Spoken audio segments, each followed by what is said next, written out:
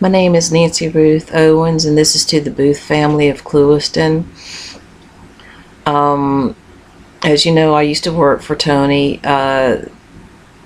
Your father, your husband, was Mac Booth. He reportedly was a victim of a bombing. I was told by Sermon Dias and Anthony Toulis to place a bomb on a truck. Now, this truck was what was next to what was once a church on the corner of Francisco and Trinidad.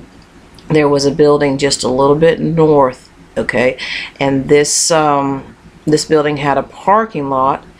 The truck that the bomb was placed on, if I recall, was a primarily white with a little bit of blue on it. It was done at lunchtime, either somewhere around lunchtime.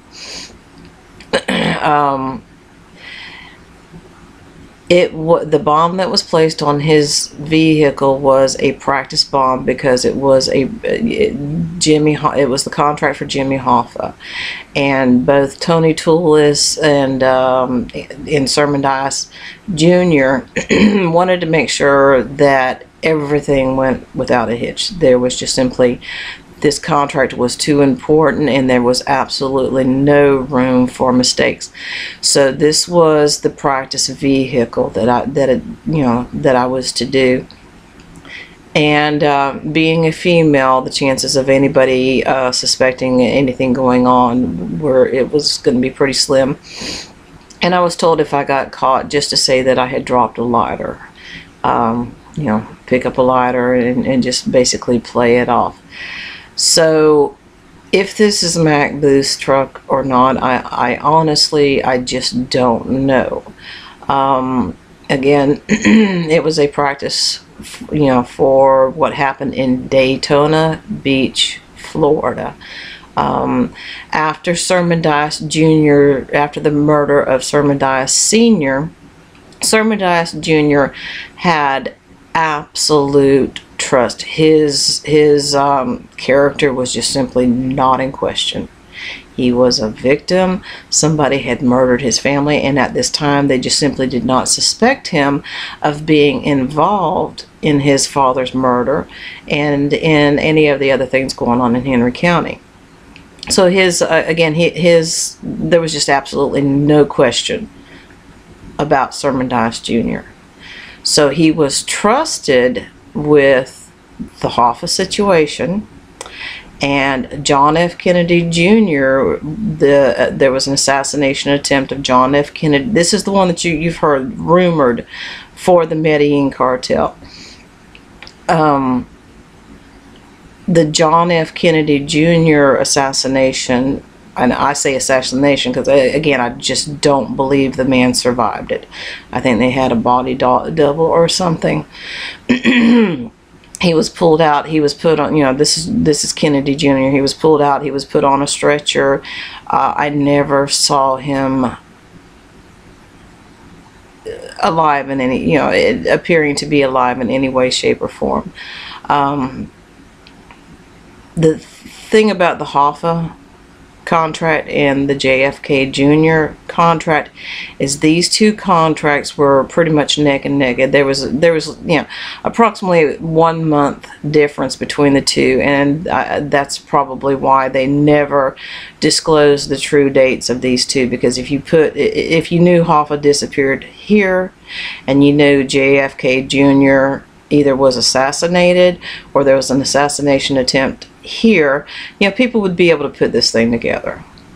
So you never knew about the date of Hoffa, and you never, even though they tell you there was an assassination attempt on John F. Kennedy Jr., they never tell you what the date is. So anyway, Mac Booth, practice vehicle, obviously it worked. Obviously with Hoffa it worked, the bomb worked. Again, that one was in Daytona. So Mac Booth, and ironically in 1985, It was Mac Booth, after I had gotten my degree in journalism. It was actually Mac Booth who saved me from Haywood Bryant. There was no feud. I don't know if you ever heard of a feud between these two. My guess is probably not. Haywood Bryant, again, the blacks were involved between 1984 and on. The blacks, because of the cocaine, became involved in the Medellin cartel. So in 1985, after I had graduated, Haley Bryant was... I had never met this man before, and all of a sudden he stops me on the street and he wants to know my name. I shared my name with him, and the next thing I know, Mac Booth is driving up behind, and he goes to the left of me, and this is on on the lakeside. And he looks at me and he says, "Nancy, you better get out of here." And that's exactly what I did. I went to the house. I went to the house. I made a half an egg sandwich. Got back in the vehicle. Went down the road. I still had the egg sandwich in my hand. Stopped at Francisco in Ventura and sat there for about 5 minutes debating on whether to go on to work or to turn to go see what happened on the corner of Francisco and US 27. Obviously, I decided to go see what had happened. That's why I was the first one on the scene. That's why I was there as a reporter before Jim Jones, the editor of the Clewiston News at that time, had an opportunity to even step into it. So by the time he had news of it, I had already basically laid claim to covering what was going on. So I don't know if Missy Lopez is still alive. She can tell you I was one of the first ones there. Again, that was no accident. It was ironically Mac Booth who saved me in 1985, and everything that was put into the People magazine for the Wild Wild West story, that was all of that was just a crock. It was all a lie. It was Sermon Dias Jr. covering. So to make that money, to get richer, as you know, as we go along, I'm going to share with you so many things. So many things that this man has done. You simply just would not believe. You won't believe some of the things that have happened throughout the years. But I hope you're starting to open up your mind to this.